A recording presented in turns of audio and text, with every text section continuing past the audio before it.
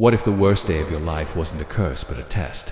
What if the heartbreak that tore you open was exactly the moment you were meant to wake up? When she left, looked you in the eye with no emotion, pulled away like none of it mattered, you thought that was the end.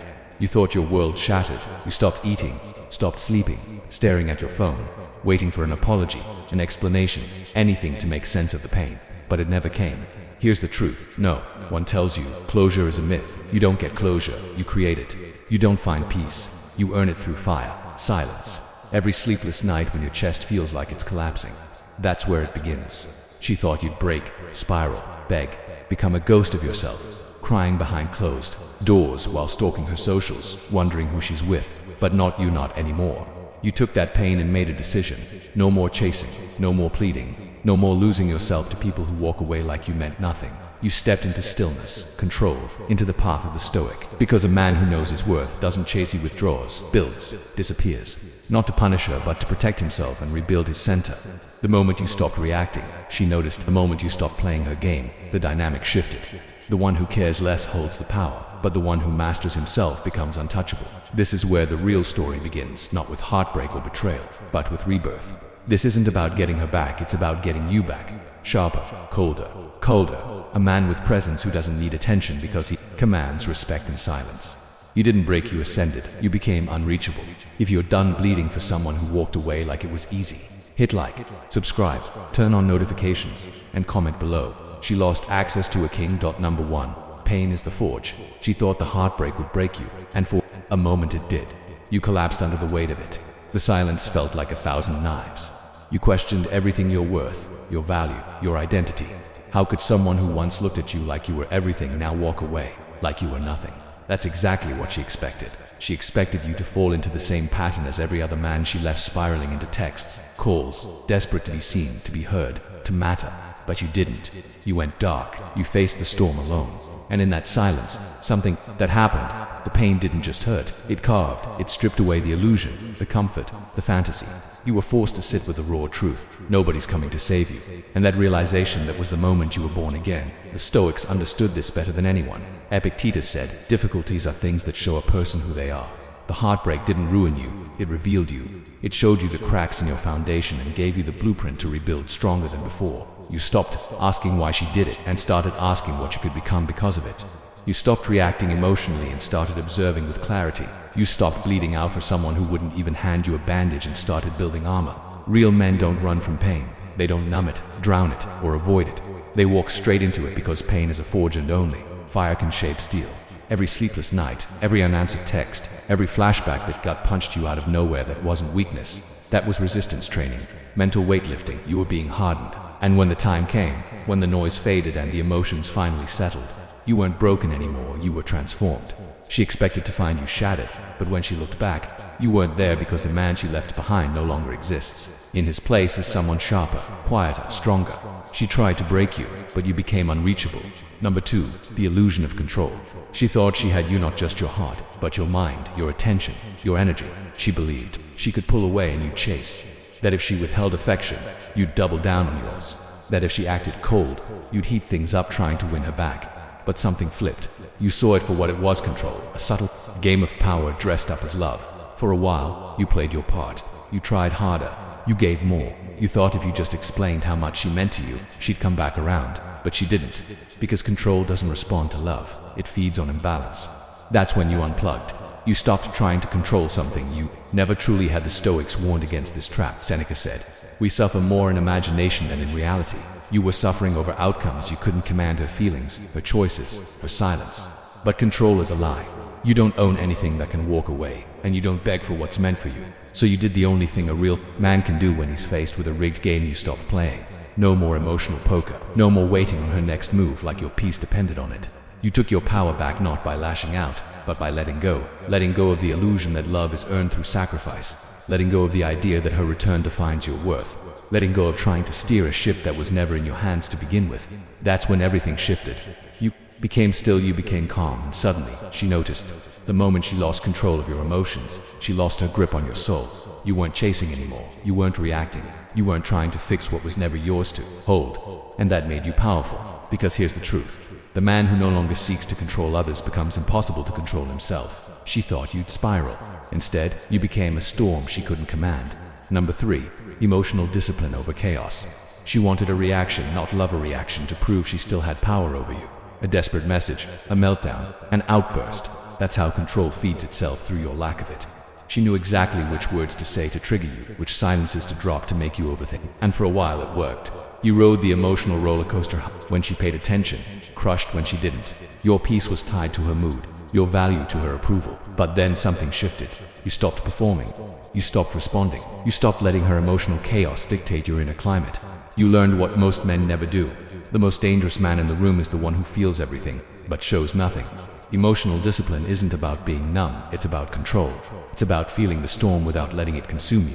The Stoics lived by this. Marcus Aurelius wrote, "You have power over your mind, not outside events. Realize this, and you will find strength." You realized no one can hijack your peace unless you give them the keys, and you took the keys back. You stopped speaking, just to fill the silence. You stopped explaining yourself to someone committed to misunderstanding you. You didn't need closure, you didn't need revenge, you needed clarity. And that came in the quiet and restraint, in choosing not to react, when she expected you to lose it. That's when the roles reversed. She couldn't read you anymore, couldn't get a pulse. The man who once poured out his soul now said nothing, and that silence screamed. That control wasn't arrogance, it was discipline, the kind of emotional gravity that pulls power inward instead of bleeding it outward. You were no longer the puppet, she was no longer the puppeteer. This is the mark of a stoic man, not emotionless, but emotionally armored. He doesn't hide from pain, but he doesn't broadcast it either. He processes it, owns it, masters it, and that mastery turns chaos into calm, and calm into command. Number 4. The power of disappearance. You didn't announce it, you didn't make a scene. You just disappeared. No texts, no stories, no cryptic posts trying to look unbothered. You simply vanished, not out of weakness, but out of power. Because when a man walks away in silence, it speaks louder than any argument ever could. That's the move she never saw coming. She was ready for a reaction, not your absence. She expected you to plead, to prove, to fight for a spot in her life after she made it clear you were optional. But you weren't interested in convincing someone to see your value anymore. You were done selling yourself to someone who already made the decision to walk away. And that silence, that distance, it hit different. Because here's what people don't tell you. The most haunting thing to lose is someone who no longer needs to be seen. When you go dark, when you withdraw without explanation, it disrupts everything. It forces her to sit with her own decisions. It forces her to wonder, to guess, to question whether she overplayed her hand. Because control only works when there's access. And you cut the access off. The Stoics weren't loud men. They didn't explode. They evaporated. They moved with intention, not impulse. Disappearance isn't about ghosting. It's about guarding your energy. It's saying, I choose peace over performance. It's not weakness. It's dominance through restraint, a quiet rejection of chaos, a refusal to keep participating in something that depletes you. And in your absence, something started to happen. The silence she used to punish you with now punished her. Every time she checked her phone and didn't see your name, every time she scrolled and found nothing, every time she realized you weren't waiting anymore, that silence became a mirror. And mirrors don't lie. You didn't disappear because you were broken. You disappeared because you were done. Because rebuilding required space. Because becoming the man you were meant to be meant walking away from the version of you that tolerated breadcrumbs. And now you're unreachable, not out of spite, but out of evolution. Number 5. Rejection as redirection. She thought rejecting you was a power move, that it would leave you haunted. That you'd spend months trying to prove yourself, trying to win her back. But what she didn't realize is that rejection doesn't ruin a man, it reveals his path. In that moment when she turned cold or cut you off or handed you silence like it was a gift, the universe wasn't punishing you, it was protecting you. Because what you were clinging to wasn't love, it was familiarity. And sometimes the person you want the most is the very one sent to break your illusion. The Stoics didn't resist reality, they accepted it. They didn't label outcomes as good or bad. They saw events as neutral. It's our perception that creates the suffering, Epictetus said. It's not what happens to you, but how you react to it that matters. You weren't rejected, you were redirected. That door closed because you were meant to stop walking in circles and start walking in truth. And here's the deeper truth. If someone can leave you that easily, they were never rooted. You didn't lose something solid, you lost a shadow. You weren't thrown away, you were freed. She walked out of your life because she couldn't handle the version of you that was about to emerge, that focused you, that grounded you, the man no longer willing to beg for crumbs or stay small just to be accepted. What she saw as rejection, you reframed as refinement. You let the pain sharpen you. You let the silence teach you. You started reading more, training harder, working smarter. You took that energy and redirected it into your craft, your mission, your body, your mind. Every scar she left became a blueprint, every unanswered message a push to evolve. While she expected you to wither, you were building, and now she's looking back not at the man she left, but at the one she can't reach. That's what happens when you stop seeing rejection as a wound and start seeing it as a redirection. She tried to shake your confidence. Instead, she gave you clarity. Number 6. Attraction through detachment. She thought you'd cling harder when she pulled away. The more distant she became, the more desperate you'd grow. And for a time, maybe you did. Maybe you reached out, tried to fix it, tried to talk things through like closure was something she actually wanted. But nothing changed, because the more you gave, the less she respected it. That's the trap most men fall into, believing that more effort equals more love. Doesn't. Not with someone who feeds off control. But the moment you detached, not out of bitterness, but from clarity, that's when the entire game shifted. The Stoics knew this truth well. Neediness is slavery. The more you need, the less free you are. So you cut the cord. You stopped obsessing. You stopped caring how she'd interpret your silence. You didn't delete her to get a reaction. You didn't post fake wins to make her jealous. You simply stopped centering her in your life. You redirected your attention inward. You reclaimed your time. And that's when it happened. You became attractive again, not because you tried to be, but because your energy changed. You stopped chasing, you started leading. You became less available, more focused. And just like that, she started to notice. She watched from the shadows, curious, confused. The same man she discarded now looked like a mystery. That's the paradox. When you need nothing, everything comes to you. When you become self-contained, you radiate a power that can't be faked. And this isn't about games. This is about gravity. People are drawn to what doesn't beg for their attention. A man who's emotionally self-sufficient, who no longer chases validation, who can sit alone and still feel full. That's rare. That's powerful. That's masculine. Your detachment didn't make you cold. It made you clear. You stopped responding to tests. You stopped fearing abandonment. You stopped measuring your worth by who stayed or who left. And the second you did that, you became what she never expected. Untouchable. Number 7. Purpose over people. She thought she was your purpose, that your world revolved around her, that her attention was your fuel, her approval, your oxygen. And maybe for a while it was like that. You made her the mission. You made her your reason. You were willing to bend, shrink, compromise just to keep her around. But the danger of building your identity around someone else is at the moment they leave, they take your sense of self with them. And when she walked, you were left with the wreckage until you made the most important shift a man can make. You stopped chasing a person and started chasing your purpose. The Stoics taught that the highest good isn't pleasure or approval, it's virtue, discipline, focus, mission. When you don't have a purpose, you obsess over people. But when you lock in on your purpose, everything else becomes background noise. You hit the gym not to get a back, but because your body is your temple now. You buried yourself in your work not to look impressive online, but because your time is currency. You started creating, building, sharpening, not for revenge, but because purpose became your fuel. And that's when your energy shifted again. You stopped being the man who used to be with her. You became the man who's too busy becoming something unstoppable. She started noticing the absence not just of your texts, but of your obsession. Your need for her attention vanished. Your validation came from progress, not praise. People think the opposite of love is hate. It's not. It's indifference. And nothing screams indifference like a man too focused to look back, too dialed in to entertain drama, too on mission to care who's watching. That's when attraction becomes a byproduct. You don't chase it. It chases you. She was your weakness once. Now she's just a memory in the rearview, one that taught you the difference between wanting someone and needing something bigger. Purpose over people, every time. Number 8. The shift in power. She didn't think twice when she walked. She thought you'd be stuck. Thought you'd live in your head rent-free while she moved on without a scratch. She assumed you'd check her socials, overthink her silence, stay frozen in place hoping for a comeback that was never coming. But that's not what happened. You fell back. You went dark. You didn't explain, didn't beg, didn't chase. And in doing so, something subtle but powerful began to shift. The power dynamic flipped. At first, she felt in control. But slowly, that silence she weaponized turned on her. She started checking your page, waiting on your message, wondering who you're with, what you're doing, why you're so damn calm. Because here's the thing about power, it doesn't scream, it whispers, it's felt. And the second you stopped giving her access to your mind, your energy, your peace, she felt it. The attention she once took for granted, gone. The man who once hung on her every word, unreachable. The Stoics didn't chase outcomes, they owned themselves. Marcus Aurelius didn't ask, why doesn't she love me? He asked, what is in my control?